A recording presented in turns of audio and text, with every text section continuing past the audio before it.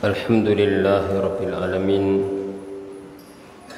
Wabihi nasta'inu ala umuri dunya waddin.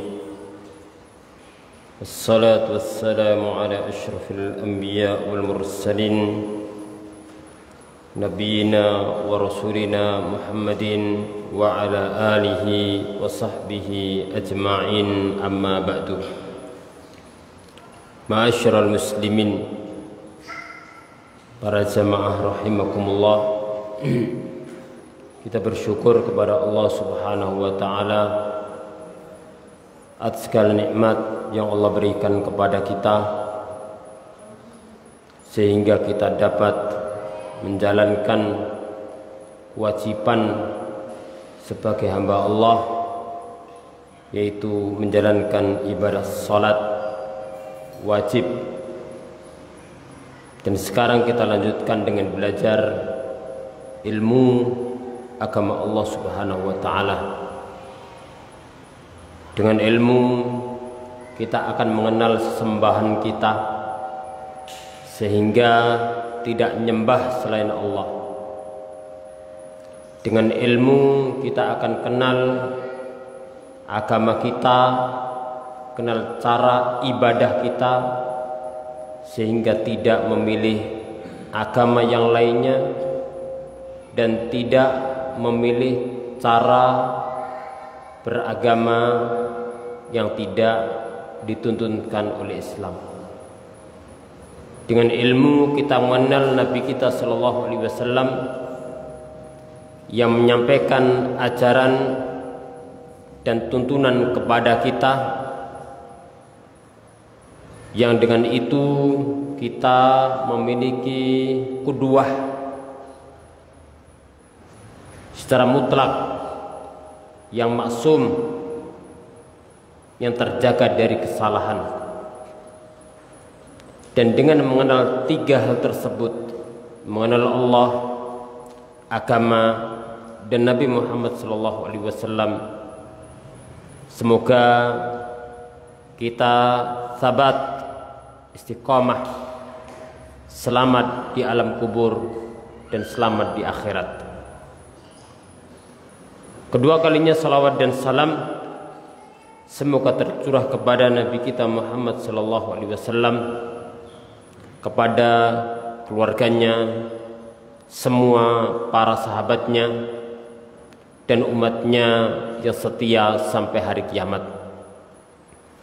Para jamaah rahimakumullah, insyaallah pada kesempatan yang mulia ini kita akan melanjutkan perjalanan ilmiah kita dalam mengkaji kitab Ad-Durus Al-Muhimmah Li'amatul Ummah.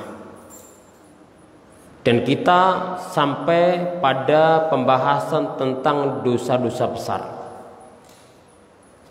Sudah kita bahas dosa besar yang pertama sampai ke-13. Dan insya Allah kita akan masuk pada yang ke-14, yaitu minuman memabukkan. Kemudian dosa besar yang ke-15 yaitu perjudian. Kemudian dosa besar yang ke-16 yaitu ghibah. Dan yang ke-17 yaitu namimah. Dan itu akhir dosa besar disebutkan oleh pensyarah Syekh Abdul Razak bin Abdul Muhsin Al-Abbad Al-Badr hafizahullah ta'ala. Walaupun jumlah tersebut bukan pembatasan, tapi harapannya apabila bisa meninggalkan dosa-dosa besar tadi, akan bisa meninggalkan dosa-dosa besar yang lainnya. Qala al-muallif rahimahullahu ta'ala, qala syarihu hafizahullahu ta'ala, wa syurbul muskiri,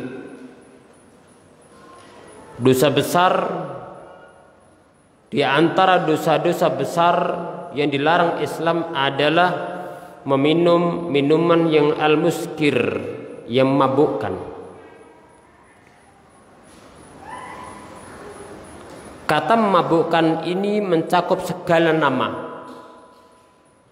segala bentuk, segala rasa. Kullu muskirin khamrun.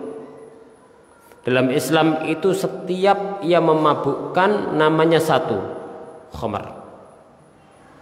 Masuk di situ yang dinamakan khamr, masuk di situ narkoba dan segala jenisnya. Semua dinamakan dengan al-khamr. Kullu muskirin khamrun. Dan kaidahnya dalam hadis disebutkan ma'askara kathiruhu wa qaliluhu haram. Apabila yang banyak itu memabukkan, maka minum sedikit pun hukumnya haram. Hukumnya haram. Ma'askara kathiruhu faqaliluhu haram. Apabila banyak membuat mabuk, maka sedikit pun itu dihukumi sebagai minuman yang haram. Kenapa masyarul muslimin Islam mengharamkan minuman khamr? Yang pertama, memang itu larangan Allah dan Rasulnya. Demikianlah Allah larang, Rasulnya larang. Yang kedua, karena ini membahayakan, bertentangan dengan maqasidus syariah, bertentangan dengan hikmah dan maksud daripada syariat. Islam itu menjaga, syariat Islam menjaga agama, syariat Islam itu menjaga jiwa, syariat Islam datang menjaga kehormatan, syariat Islam datang menjaga kehormatan, syariat Islam datang untuk menjaga harta. Nah, minuman khamr ini memiliki efek yang luar biasa. Ini merusak yang kaitannya dengan maslahat harta. Jelas. Yang kedua, ini juga dapat merusak agama seseorang. Ini juga merusak akal seseorang. Ini juga merusak kehormatan seorang. Apabila mabuk, kehormatannya ternodai dan bisa berbuat apapun, bahkan termasuk bisa membunuh jiwa.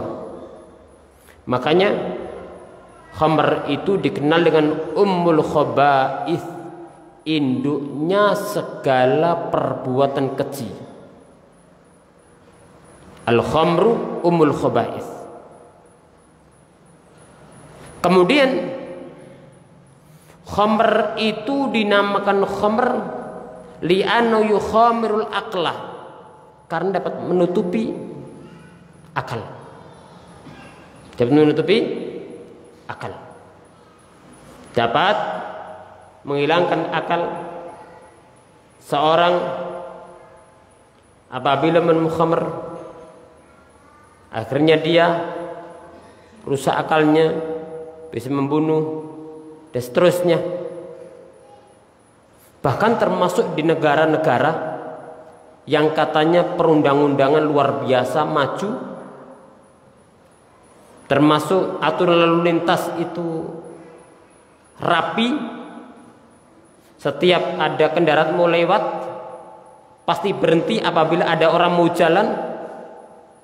Tapi ternyata realitanya banyak orang yang menyeberang itu ditabrak. Sebagian negara Eropa kan terjadi itu. Padahal menjadi aturan kalau ada orang mau lewat, kendaraan harus berhenti. Dan dia tidak akan jalan, walaupun saya monggo gak akan jalan. Kalau orang itu tidak lagi mabuk, lagi sadar. Tapi kenapa masih banyak kecelakaan? Kebanyakan adalah karena minum-minuman keras. Sehingga apa? Walaupun dikasih aturan apapun, sering dia langgar. Makanya al-khamr itu yugatil aql. Semakin hari semakin nyandu, semakin hari semakin nyandu. Apalagi yang bentuknya seperti pil-pil itu, sulit dia tobat. Illa man rahimahullah. Nasallahu afiyah.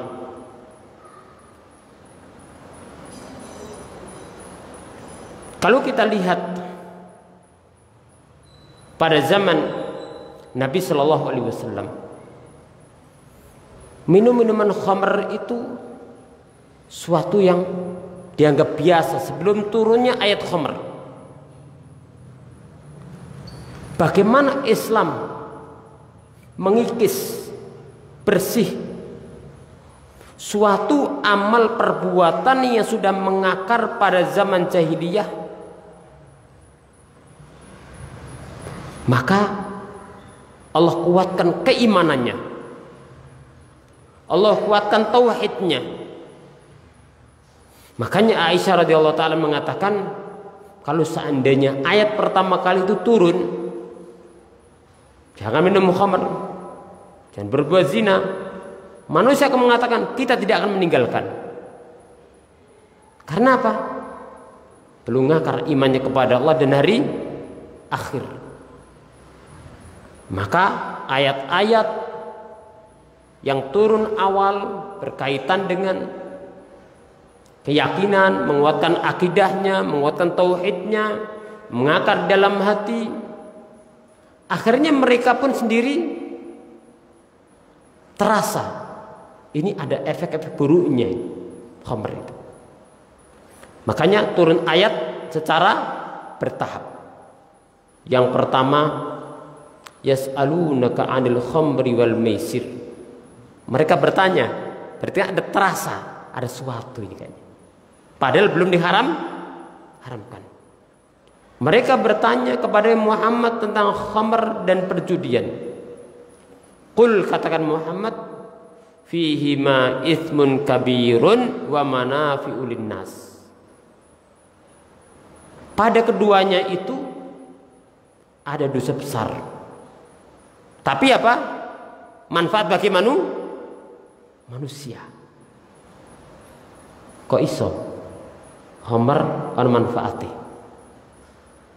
Kok bisa judi ada manfaatnya? Para pelakunya pun mengatakan demikian. Lho iki ono apike iki. Seger, gitu kan? Badan sehat, gitu kan? Jadi fresh, stres hilang. Sampai kadang-kadang tidak hanya orangnya yang diminumi itu, kadang-kadang kalau orang kerja, sapinya kadang-kadang dikasih katanya bisa giat juga katanya. Mungkin saja Al-Quran pun mengatakan fihi ma itsmun kabir wa manafi'un nas. Orang jahiliyah dulu kalau khamr, kalau maisir, judi itu dapat untung dibagi-bagi. Dikasih orang-orang fuqara, orang masakin, kan ada manfaatnya itu. Tapi apa kata Islam? Wa itsmuhuma akbaru min naf'ihima. Iya, walaupun itu ada sisi manfaatnya, tapi dosanya lebih dominan, lebih banyak daripada manfaatnya. Makanya dalam Islam itu ada maslahat yang maslahatun khalisah, murni, kebaikan, nggak ada mudaratnya. Tapi ada suatu perintah, suatu amalan, maslahatnya rajihah, manfaatnya lebih dominan, tapi ada mudaratnya.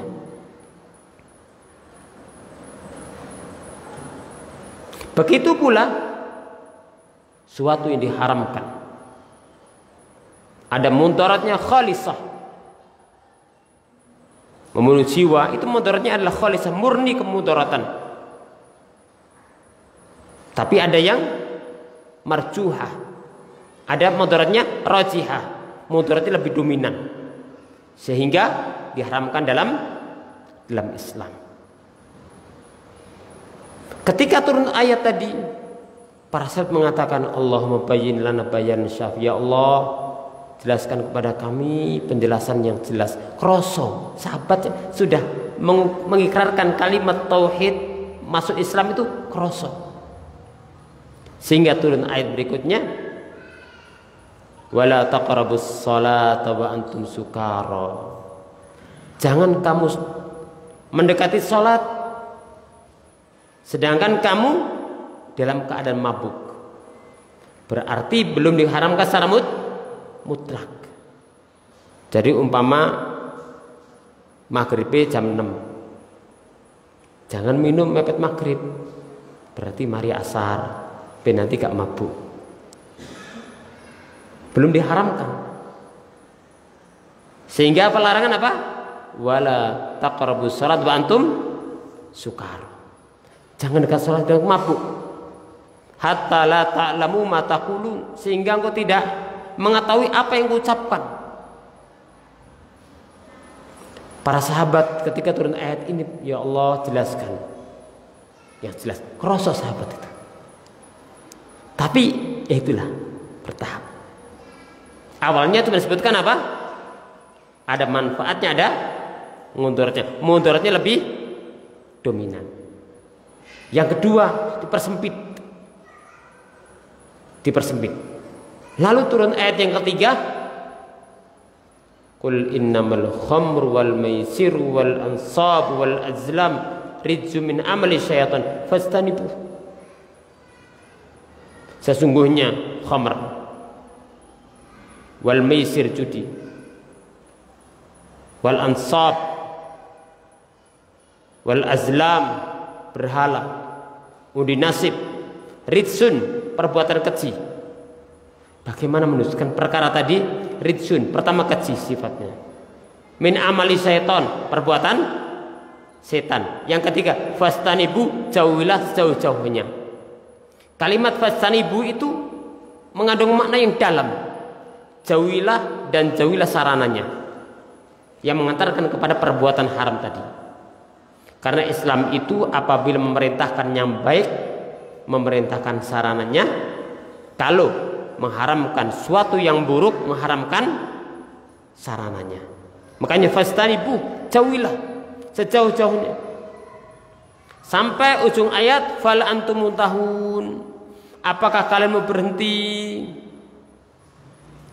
Dengarkan apa kata sahabat. Intahaina, berhenti, kami berhenti. Nggak ada lagi sahabat yang minum khamr saat itu. Langsung berhenti. Intahaina. Sampai sebagian sahabat waktu turun ayat pengharaman khamr itu, ada sahabat Anas bin Malik, sahabat Abu Talhah, itu masih megang. Tapi ternyata ada panggilan ayat, panggilan suara. Ala innal khamra qad hurrimat, ala innal khamra qad hurrimat, ala innal khamra qad hurrimat. Suara apa itu? Anas akhirnya pergi. Ternyata itu suara berita khamr itu diharamkan. Langsung apa? Ditumpahkan, tuang. Yang di rumah-rumah dikeluarkan, di jalan-jalan. Menunjukkan apa? Bagaimana taatnya sahabat ketika sudah dikatakan itu haram. Langsung intahaina. Berhenti, kami berhenti. Langsung. Nggak mikir terakhir, nggak. Biasanya orang kan gitu kan, masih terakhir. Padahal sudah ada depannya. Mungkin mikirnya yang di rumah eman. Ini berefek kepada ekonomi, gitu kan? Sahabat nggak, ditinggal. Sama juga ketika turun ayat perintah kepada para wanita menggunakan busana muslim yang syar'i. Langsung mereka mengambil kain-kain mereka digunakan untuk busana muslimah yang syar'i. Sampai kata Aisyah radhiyallahu taala anha, rahimallahu nisa'al ansar lamma nazala qulu ta'ala falyadribna bi khumurihinna 'ala tuyubihin yadhhabna ila murutihin.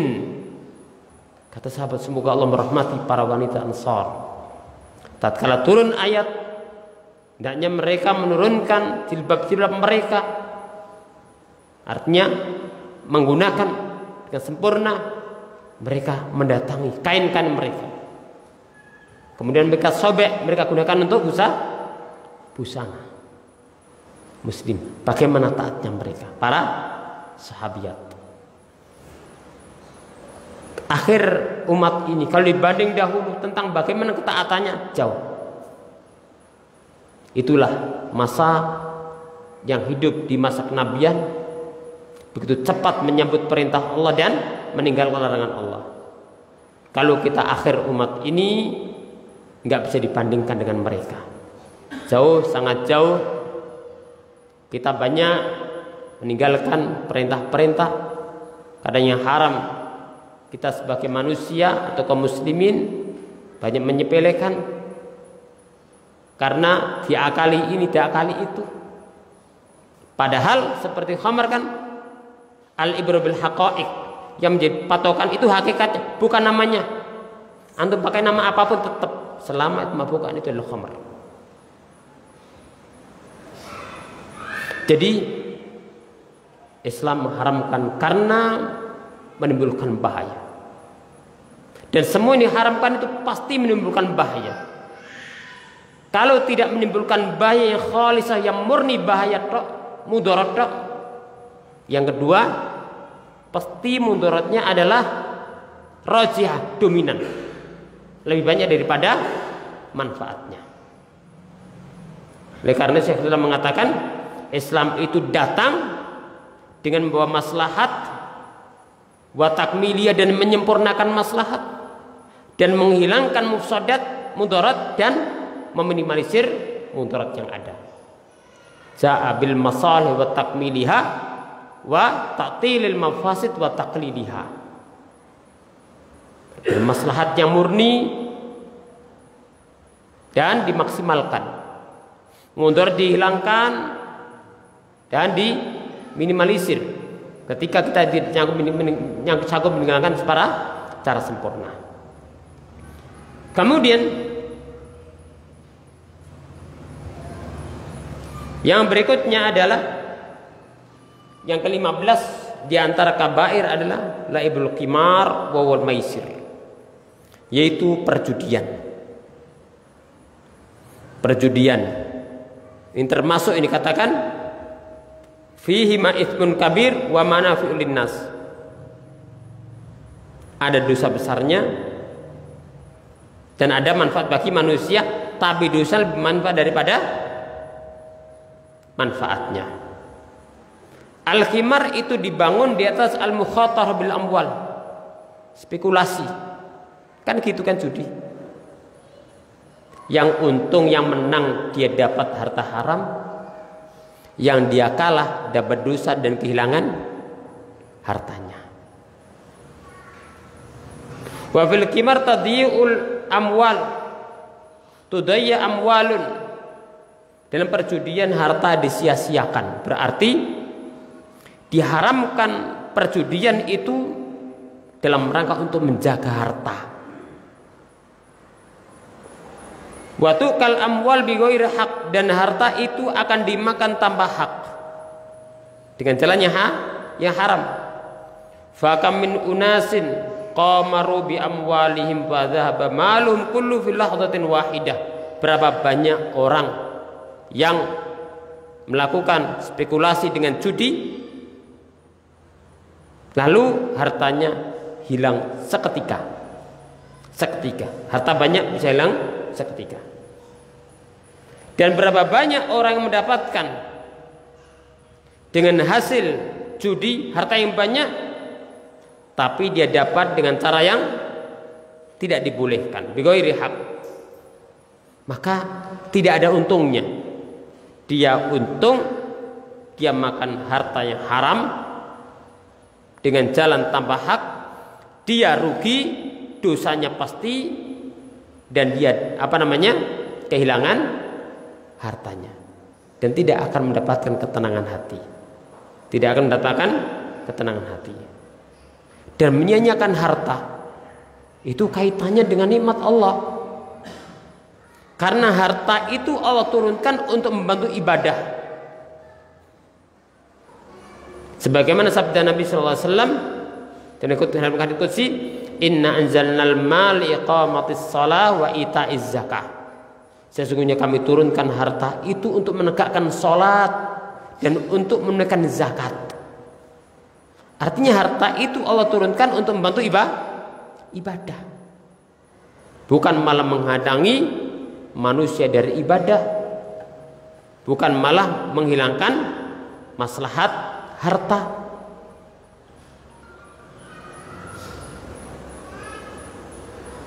Maka orang yang menyia-nyiakan harta akan ditanya oleh Allah Subhanahu wa taala.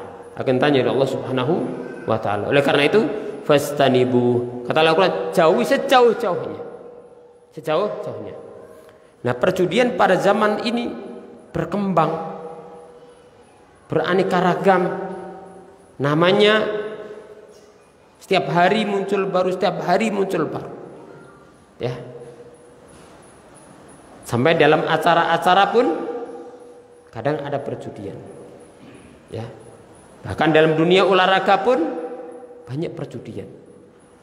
Bahkan sebagian daerah semua dipakai judi. Itu terjadi. Semua dipakai judi. Orang lewat dipakai judi, kendaraan lewat pakai judi, dan seterusnya. Maka ini berarti membutuhkan perbaikan.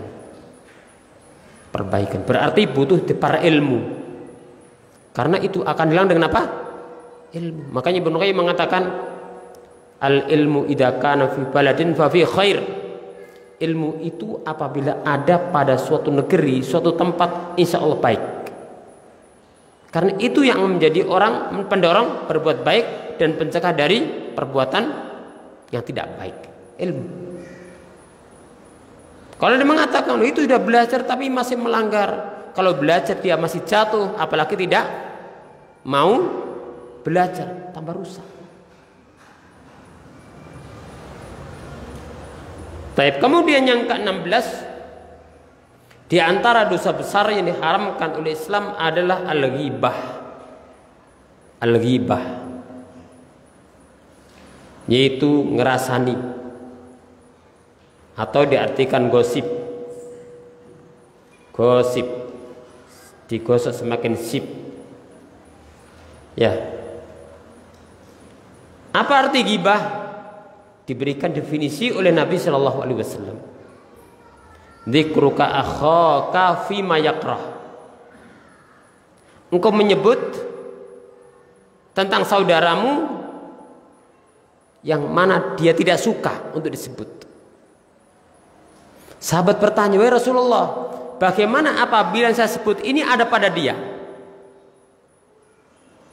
Itu ghibah. Kalau yang kau sebut itu tidak ada pada dia, faqad bahattah, engkau telah berbuat buhtan, mengada-ngada kepada dia, lebih daripada sekedar ghibah. Maka adalah ghibah, ada buhtan. Islam, perhatikan, ketika mengharamkan ghibah ini untuk menjaga apa? Kehormatan kaum muslimin. Semua ada kaitannya dengan hikmah syariah, dengan darurat al-khamsah, dengan maqasidus syariah. Haramkan khamr, menjaga akal yang paling kelihatan walaupun berefek pada yang lainnya. Diharamkan judi untuk menjaga harta. Diharamkan ghibah untuk menjaga kehormatan. Untuk menjaga kehormatan. Makanya di dalam surat Al-Hujurat, surat yang dikenal dengan pilar-pilar masyarakat muslim. Jadi kalau kita baca surat Al-Hujurat itu, di situ akan kita dapati ma'alim al-mustama' al-islami. Pilar-pilar dasar masyarakat Islam. Coba dibaca surat Hujurat. Kita akan jumpai bagaimana Allah mengendaki masyarakat itu hidup damai tenang. Hidup damai tenang. Namun kadang-kadang ini menjadi suatu yang kita anggap biasa. Kita anggap biasa. Al-ghibah, kabair, dosa besar. Makanya ini perlu kita berlatih untuk menahan diri dari larangan Nabi Shallallahu Alaihi Wasallam dan larangan Allah Subhanahu Wa Taala. Allah berfirman, "Wala yaktab ba'dukum ba'dha. Ayuhibbu ahadukum ayyakula lahma akhihi maitan faqarihtumu." Jangan sebagian gibah pada yang lainnya. Apakah kalian cinta untuk makan daging saudaranya sampai diibaratkan gibah itu seperti makan daging saudara? Makan daging saudara, nggak doyan, kecuali Sumanto dulu ya. Ayuhibbu ahadukum ayyakula lahma akhihi maitan faqarihtumu. Pasti benci, nggak suka. Tapi itulah Allah mengibaratkan gibah seorang itu seperti makan daging saudaranya, bukan seger, tapi bangkai. Sudah bangkai. Berarti lebih parah daripada Sumanto. Sumanto kan dibunuh dia makan. Itu jarimah kubro itu. Perbuatan keji. Libayani sana atil ghibati wa idhamu khuturatiha. Disebutkan demikian menjelaskan bagaimana dahsyat dan bahayanya. Dahsyat bahayanya. Maka Al-Quran menjelaskan kepada kita akan hal tersebut. Maka hendaknya kita perlu belajar melatih diri.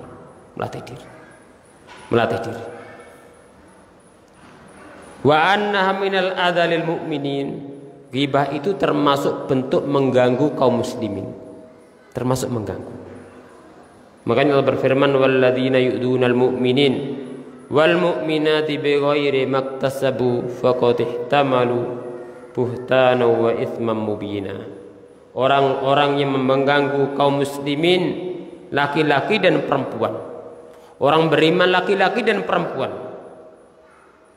Bighairi maktasabu, dengan apa yang tidak mereka perbuat, maka mereka menanggung kedustaan dan dosa yang jelas.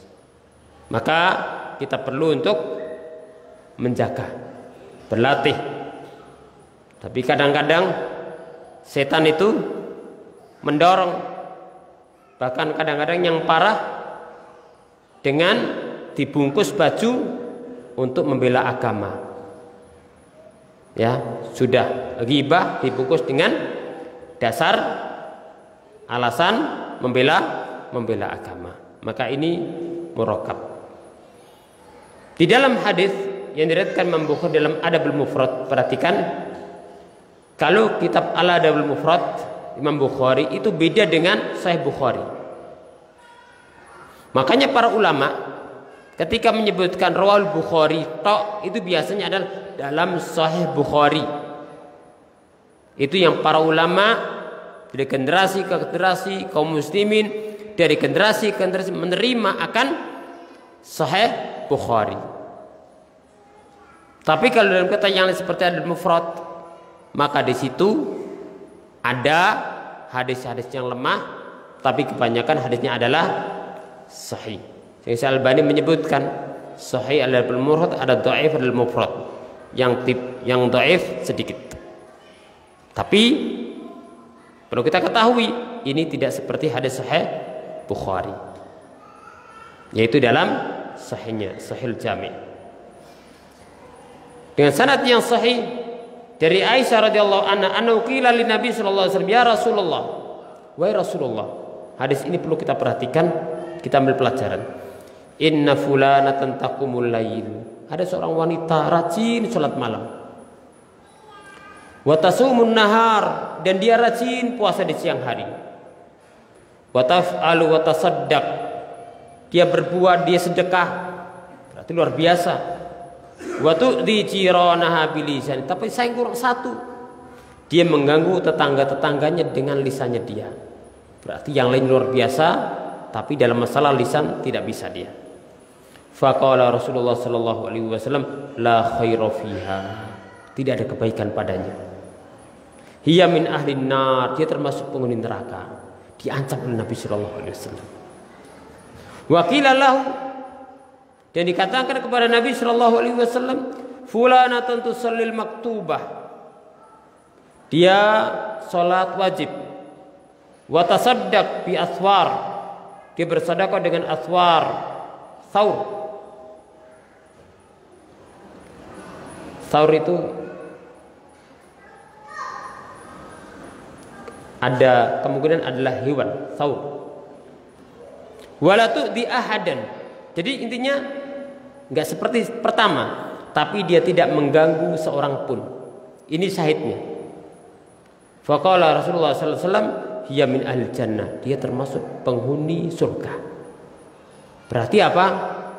Masalah lisan ini berefek. Satunya punya amal luar biasa, ternyata diancam masuk neraka. Kenapa? Karena lisan.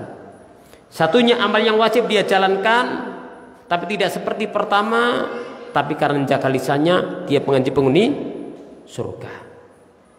Oleh karena itu, wa idza ulnas bil lisan ghibatun wa namimatun sukhriyatun istihza fa hada minal mubiqat wal muhlikat al-azimah. Oleh karena itu, mengganggu manusia dengan lisan merupakan ghibah, namimah, menghina, mengejek, ini termasuk dosa-dosa besar yang membinasakan.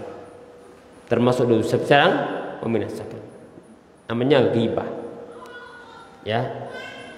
Ghibah. Ini termasuk penyakit dalam masyarakat yang tersebar, Makanya diingatkan oleh beliau hafizahullah taala. Kemudian yang ke-17, di antara dosa-dosa besar adalah an-namimah. An-namimah itu mengadu domba.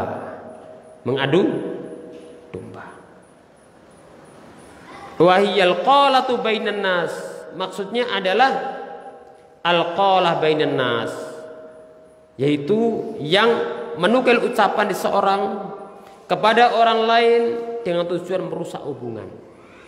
Makanya kita perlu menjaga hal ini.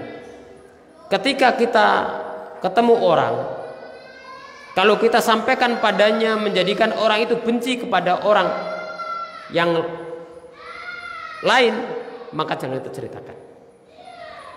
Tapi kalau menjadi sebab dia cinta pada orang tersebut, saudara muslimnya, maka sampaikan padanya. Makanya untuk pentingnya islah itu, ya islah, kalau ada muslimnya tidak cocok, itu suruh islah. Bahkan termasuk yang diperkecualikan dalam masalah dusta. Dusta kan dosa besar ya. Tapi kalau untuk islah, ya untuk islah perdamaian, itu dibolehkan dusta. Umpama ada si A sama B ini masalah berseteru, lalu ada orang ketiga datang kepada si A. Anda dapat salam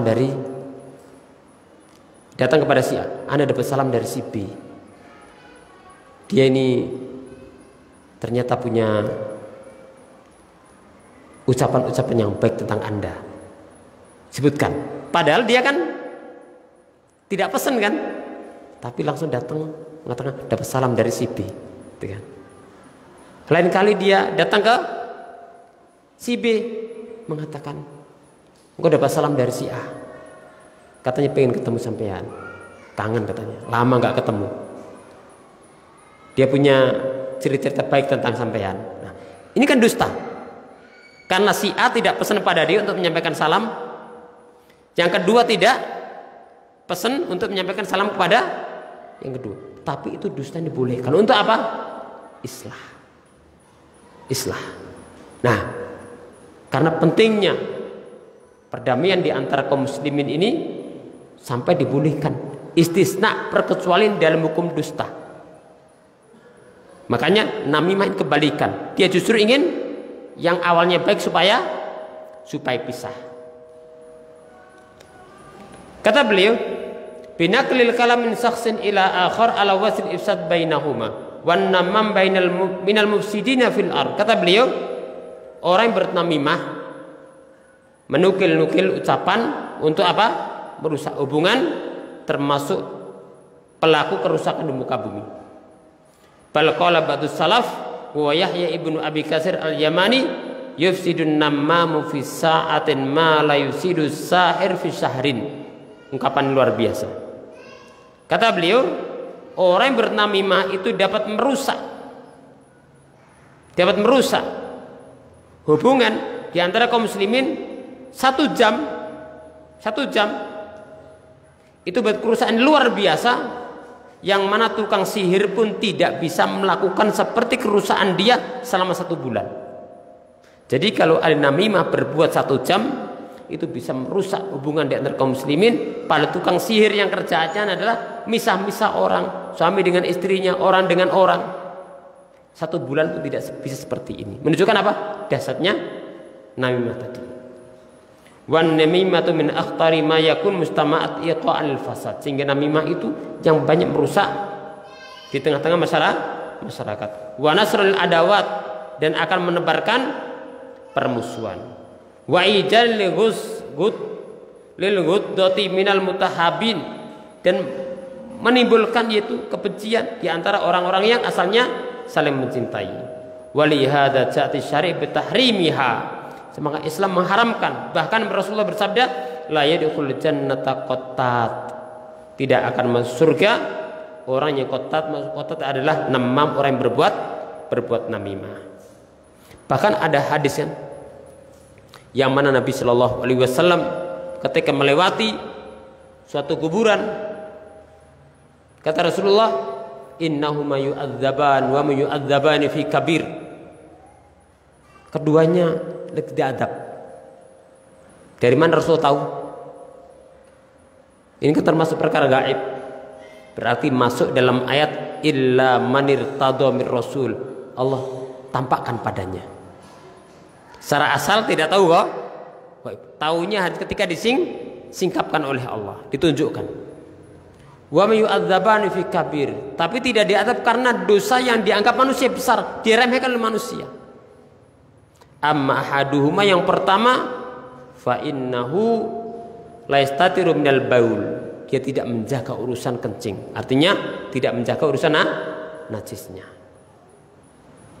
Yang kedua, wa kana yamshi bin namimah, yang kedua adalah dia berjalan dengan namimah, misalkan antara muslim dengan muslim yang lainnya, maka termasuk bagian daripada penghalang dari seorang mendapatkan kebaikan, bahkan termasuk diadab dalam alam kubur, termasuk penyebab masuk neraka. Naudzubillah min dzalik. Lalu beliau mengatakan, wa qala rahimahullah wa ghairu dzalika mimma nahallahu anhu wa rasuluh, dan lain sebagainya dari dosa-dosa besar yang dilarang oleh Allah dan Rasulnya. Artinya apa? Disebutkan 17 ini bukan pembatasan. Coba kita ulangi lagi yang beliau sebutkan, kita urutkan dari awal. Apa dosa-dosa besar? Kita mengetahui dosa besar bukan untuk menjalankan, tapi untuk apa? Menjauhi. Yang pertama, syirik kepada Allah. Ya. Yang kedua, apa? Sihir. Yang ketiga, apa? Apa, Mas? Membunuh jiwa yang Allah haramkan tanpa hak. Ini yang ketiga ya. Baik. Yang keempat, memakan harta yatim. Yang kelima, memakan harta riba. Yang keenam, lari dari medan perang. Yang ketujuh, menuduh para wanita yang afifah dengan tuduhan zina. Yang kedelapan, durhaka kepada kedua orang tua. Yang kesembilan, memutus tali silaturrahim. Yang ke-10 persaksian palsu. Yang ke-11 mengganggu tetangga. Yang ke-12 menzalimi manusia, baik terkait dengan darah atau pertumpahan darah atau harta atau kehormatan. Yang ke-13 minum khamr. Yang ke-14 judi. Yang ke-15 ghibah. Yang ke-16 namimah. Berarti ada salah penomoran saya tadi. Berarti di sini disebutkan sebanyak berapa? 16 di antara dosa-dosa besar. 16 ini bukan apa? Pembatasan. Tapi ini banyak terjadi pada manusia. Dan kitab yang paling bagus mengkaji tentang kabair dosa apa? Kitabnya siapa? Al-Imam Zahabi. Imam Zahabi punya kitab Al-Kabair, itu perlu dibaca kaum muslimin supaya apa? Supaya bisa selamat dari dosa-dosa besar. Kita perlu berlatih, ya. Dan inilah kelebihannya kalau membaca kitab para ulama itu, ya. Kita baca, entah nyindir kita, entah tidak nyindir kita, itu harus kita baca. Kemudian kalau kita ngajar tematik, milih-milih, ya. Makanya kita baca semua. Kalau kita ternyata kesindir diri kita yang baca, ya alhamdulillah diingatkan kita kan, mudah-mudahan bisa tobat kan gitu. Ya. Makanya itu untungnya kalau baca kitab, ya. Baca kitab. Dan terus kalau belajar baca kitab itu insya Allah ada tambahan-tambahan ilmu. Karena kalau kita tematik sesuai dengan kemampuan kita, terbatas kemampuan kita. Tapi kalau baca kitab penelitian para ulama. Ini masih ada satu bab lagi insya Allah, yaitu bab yang ke-13, pelajaran 13 tentang masalah tajhirul mayyit wassalatu alaihi wa dafnuh, tentang perawatan jenazah, mensolati dan menguburkannya. Setelah itu insya Allah kita akan masuk pada kitab apa? Kitab tauhid lagi insya Allah, ya. Kitab tauhid lagi. Ini dapat kita bahas. Mudah-mudahan sedikit ini bermanfaat. Aku qouli hadza wa akhiru alhamdulillahi rabbil alamin.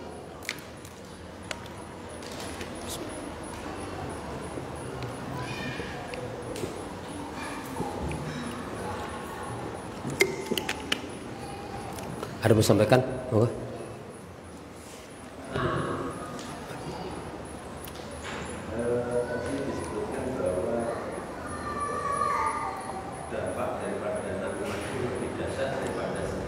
Apa itu? Dampak daripada namimah itu lebih dasar daripada orang berbuat sihir. Dalam sisi misah, merusak hubungan.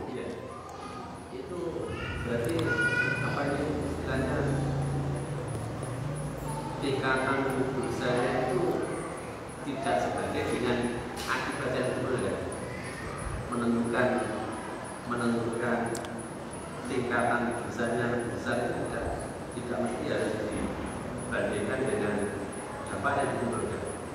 Kalau ini, kalau menurut urutannya kan sihir itu nomor 2. Nomor berapa? Nomor 2. Sementara yang namimah nomor 17. Sedangkan kalau tadi disebutkan itu dampaknya lebih dasar daripada sihir. Taib. Yang jelas kalau urutan di sini dari awal sampai akhir ini bukan urutan berdasarkan tingkatan dari awal sampai akhir ya. Cuman kalau dalam hadis itu insya Allah ya. Dalam hadis yang ada nasnya itu kan ada nas yang gabung kan sesuai urutan ya kan. Tapi ada nas yang sifatnya larangan satu demi satu yang ada ancaman, maka itu tidak berdasarkan urutan. Tapi kalau berkaitan dengan masalah namimah, dengan masalah sihir ya, masalah sihir, ucapan ulama tadi itu bukan berkaitan dengan masalah tingkatan dosa ya, tapi berkaitan dengan masalah apa? Efek yang ditimbulkan seperti yang disebutkan itu ya. Jadi bisa jadi suatu itu berefek dari urusan dunianya ya, dunia ini kan dunia yang tampak, dunia yang berefek kepada akhirat. Tapi kalau sihir sisi efeknya itu kalau dunianya misah iya, tapi kalau lebih daripada itu sehingga dasar apa itu ya aslu at-tauhid wal iman itu. Jadi pondasi keimanan tauhidnya itu yang paling dirusak. Tidak hanya itu, bunuh orang, gitu kan. Jadi tetap kalau dibandingkan lebih banyak mana efeknya? Dari satu sisi yang titik misah-misah tadi iya. Kata beliau kan fokus pada masalah apa? Merusak hubungan orang. Ya, itu bisa. Tapi si yang lainnya efek sihir lebih dahsyat, lebih dahsyat. Karena sihir yaktul, sihir itu kan bunuh. Makanya pada sampaikan zaman jahiliyah itu orang jahiliyah itu sama tukang dukun seneng. Tapi kalau tukang sihir dari dulu orang jahiliyah benci. Kenapa? Karena tukang sihir itu bunuh, dukun tidak bunuh. Tapi ketika datang Islam, maka Rasul mengharamkan dunia sihir, mengharamkan dunia perdukunan. Karena apa? Semua itu berefek merusak agama seorang, akan ngeramar-ngeramar perkara gaib dan seterusnya. Maka dilarang dua-duanya. Jadi gitu. Dari satu sisi ini ya dampaknya namanya lebih dahsyat, tapi yang lainnya sihir lebih dahsyat. Dan memang kabirah tentu lebih besar daripada sihir, lebih besar daripada namimah. Wallahu a'lam bishawab. Ada yang lainnya? Taib ini dapat kita bahas insyaallah pertemuan berikutnya bab terakhir. Mungkin untuk kitab tauhid perlu kita siap-siap mulai sekarang ya. Yang sudah punya mulai dicari kitabnya ya, disiapkan. Yang belum punya mungkin bisa nanti ya beli. Seingat saya dulu kitab tauhid ada yang cetakan ini halaman kosong nggak? Nggak ada ya? Nggak ada. Itu kalau bisa dibuat itu bagus itu. Jadi ada halaman yang isi, ada halaman kosong. Nanti mungkin bisa didikte satu demi satu ya, di halaman-halaman yang kosong. Tapi kalau ada kitabnya, walaupun nggak ada halaman sudah bagus, nanti coret-coret sendiri. Itu insyaallah. Taib bermanfaat. Aku lakukan hada. Jazakumullah khairan. Assalamualaikum warahmatullahi wabarakatuh.